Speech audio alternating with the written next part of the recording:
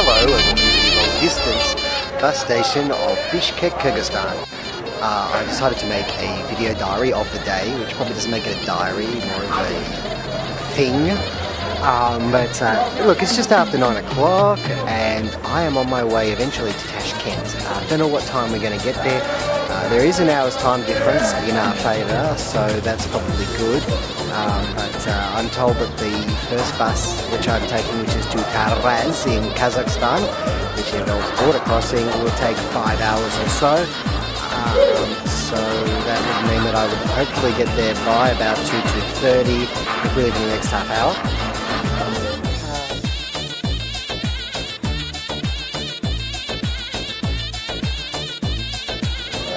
From there I have to find another minibus, which is apparently about 7 hours to Tashkent. So it looks to be an adventure, so welcome aboard this potential day from hell. Could be 5, but potential day from hell. Over here, the 525 says Talas, which is a bit of a worry because there's a place in Kyrgyzstan called Talas, but I said Kazakhstan when I was paying for my ticket, so there it is, Taraz. That says Taraz there. The second one in Russian, and the first one's in Kyrg, I guess. This man's busy organising people, and they will these two guys seem to be in charge of the bus. They keep going Taraz, Taraz, Taraz every so often, which is the way, but we don't go until we're full. I think we're about 3 or 4 people away, maybe 5 max, from a full bus, which isn't too bad, so hopefully we're away sooner or later. 9:30, we're saying goodbye to the bus station. We're on our way 9:30. Let's see how long it takes. Full minibus.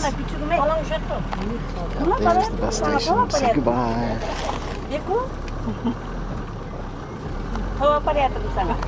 Off to Taraz.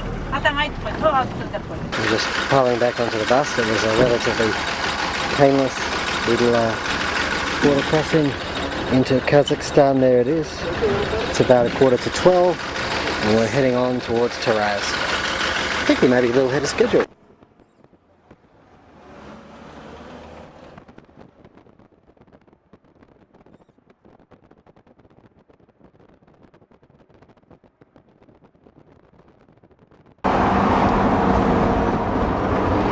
I'm in Taraz now. I don't know what's going on. I'm in a taxi going to another taxi to Tashkent. It looks like I'm doing this journey in 3 or 4 stages at the very least. It's 3:15, which is later than I'd hoped. So I don't know what time I'm getting into Tashkent, if at all.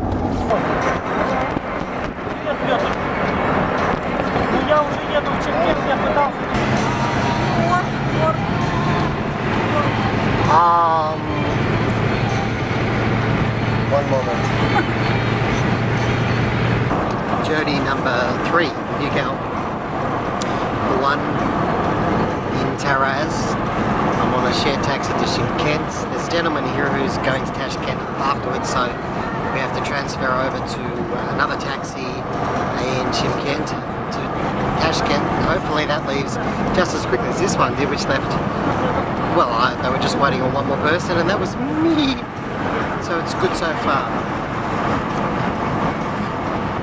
Still hopeful that I could make it possibly by 9. Shouldn't be any later than 10. Just depends on waiting for a taxi in Tashkent. Over and over. Straight from one cab to another. We're leaving Tashkent right now. We're off to the border. We're in a taxi to the Uzbek boys. They're listening to the song Je le taxi.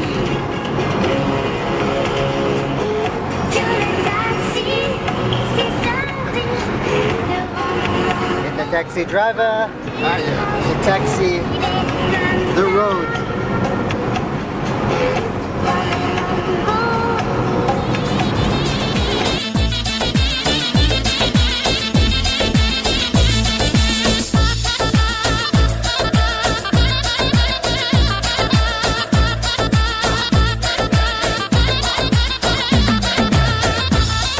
We're almost at the Uzbek border, probably a kilometre away or so.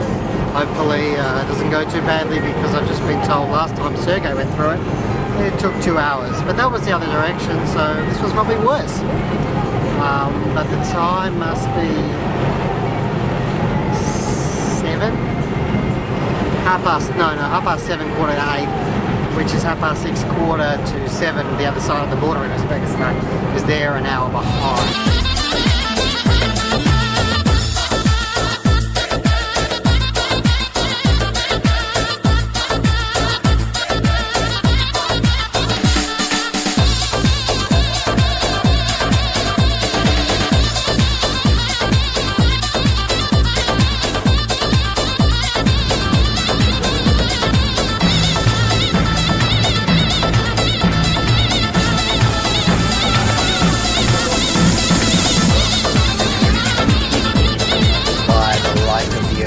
This is Tashkent. So, to finish yesterday's long story, I arrived. The border crossing into Uzbekistan was fine, really. It didn't take a lot of time. I think being Sunday evening helped. I think there was a lot of people crossing, so we moved through pretty quickly. Sergey helped me with my customs forms, which were completely in Russian or Uzbek. Here they are. This is my copy. You have to do 2 of them, and then you have to do another 2 at the airport when you leave, I think. So anyway, I got in, and the guest house was full, so I stayed with Sergey overnight, which was extremely hospitable of me. He wouldn't let me pay $80 for a nice hotel, so I decided to leave this morning to Bukhara, which is in the south, and then come back to Tashkent because I've booked the guest house for the 18th and 19th. So welcome to Uzbekistan.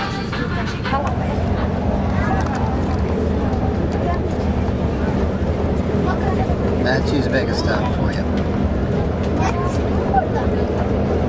You thought there wasn't much going on in Kazakhstan? It's seriously hot out there. Whoa.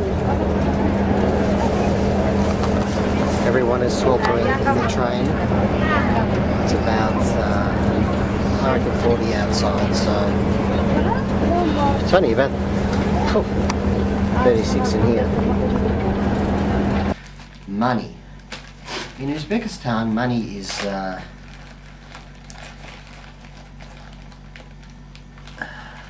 bit of a trial to carry around. I changed money yesterday. This is a little over half of what I changed. I changed 50 euro, by the way. So yeah, this represents around about 30 euro, maybe a bit less. The issue is that this is the 1,000 som note. Now, $1 American is worth around about 2,000 som on the black market. Apparently you don't change money at the banks here because the rate is really bad, but the black market changes are much better. €1 is worth about 3,300, 3,400. So, when you have one of these, being the largest note that exists in Uzbekistan, and it's worth roughly 30 euro cents, you are destined to carry around an awful lot of the moolah. Oh, I could just throw this up and you know.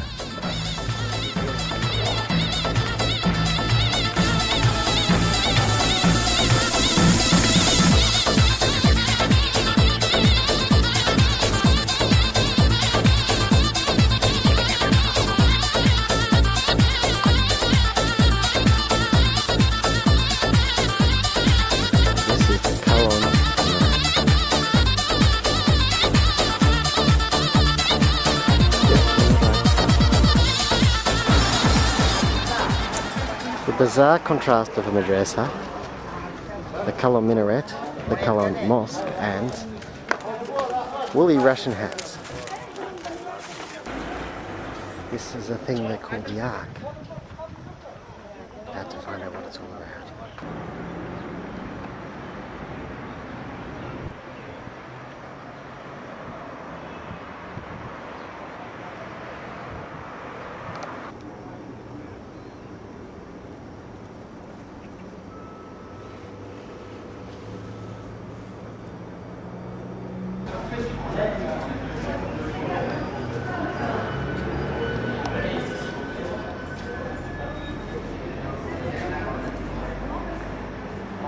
built in the early 1700s. This is the Kolahortz Mosque, built for the Emir himself. It's cool and it's beautiful.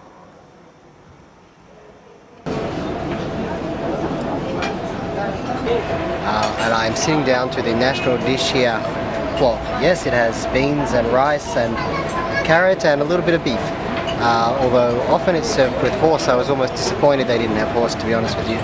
So I'm keen to try it, although I may well have tried it in Kazakhstan. Plov, glorious plov. It's just for your stomach. Lots of beef and beans too.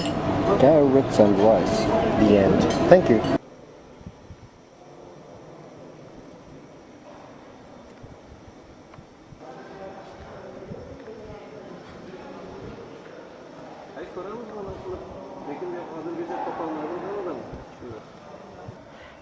Inside the Kalong Mosque.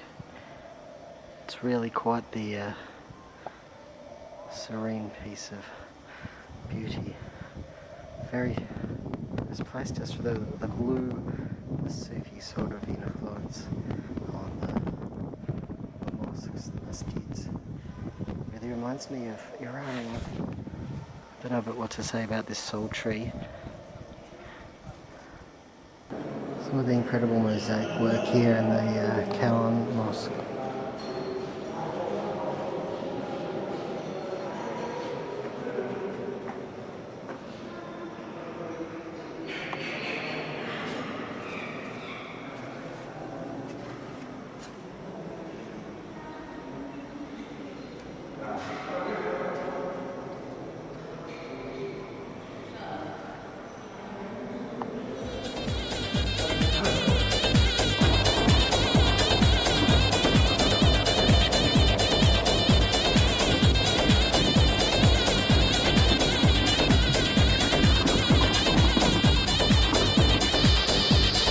Nevertheless, more interesting is the Registan.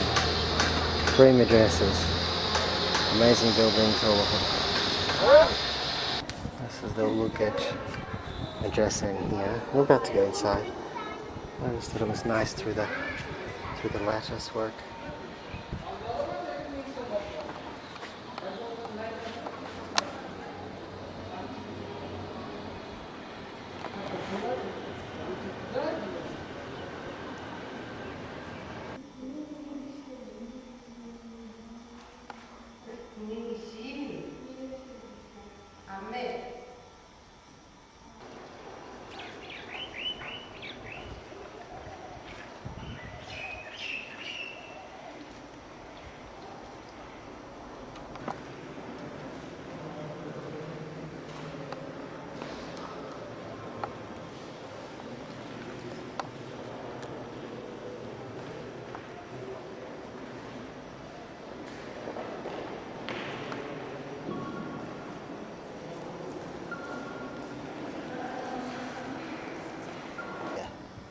Tourist shopping. It's all about shopping. Each little madrasa these days doesn't appear to be functioning as an Islamic school anymore, and so we have people with a whole lot of stuff standing around, which doesn't do them any good because you do have to pay nearly 12,000 song to get in, which just in case you're wondering, it's about $5 American,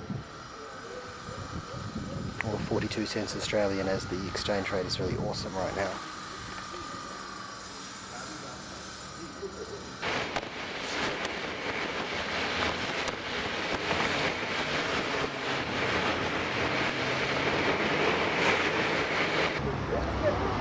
As the minibuses zip past, I was thinking, there aren't enough blue domes in Uzbekistan. Here we are, Chayazinda, a street of mausoleums or something like this. One blue dome. Okay, it was only partially blue, but let's enter.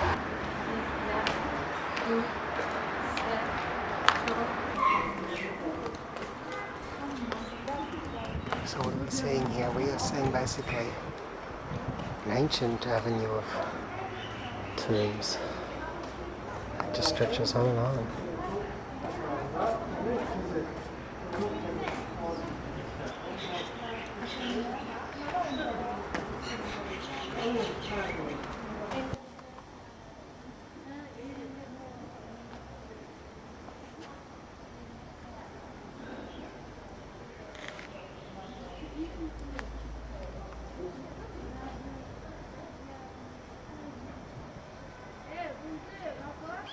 From behind Shazinda is a graveyard. It seems to be standard for pictures of the people often to be portrayed on their tombstones. So it's interesting. I mean, Shazinda is a long walk of tombs, and here we are surrounded by a graveyard to all sides.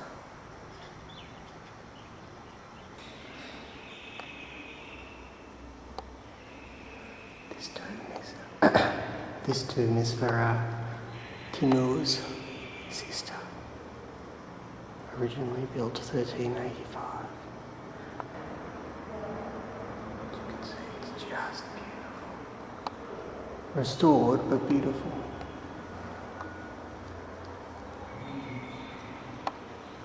Another mausoleum here. Not much happening, few graves in there, and over here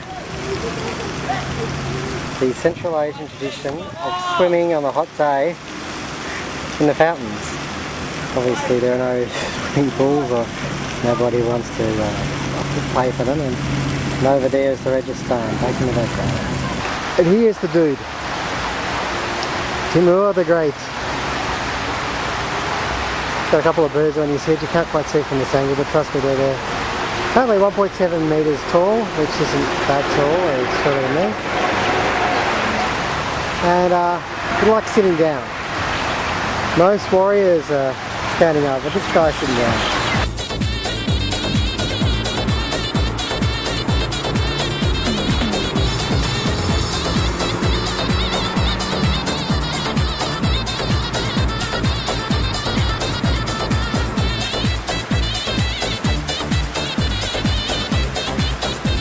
Welcome to Tashkent. Here is the Amir Jamir Museum. Basically a museum to him and his ancestors. And there he sits over there. He looks something like that with a nice beard. Strength and justice, Amir Timur. I don't know about that. But there he is, the man himself. It's Tashkent, and he had to have a statue here somewhere, didn't he? So there he is. Bow down before him, he's got a beard. No, really, but I mean, Karimov has used this figure as Timur instead of himself as a unifying figure for Uzbekistan, for the people to find pride in their country. And is that a bad thing?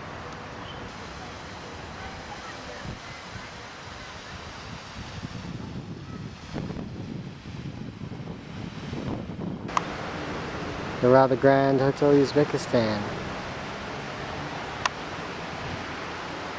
The Central Asian love for two things continues. Parks, and boy, this is a beautiful one in the middle of Tashkent, and of course fountains.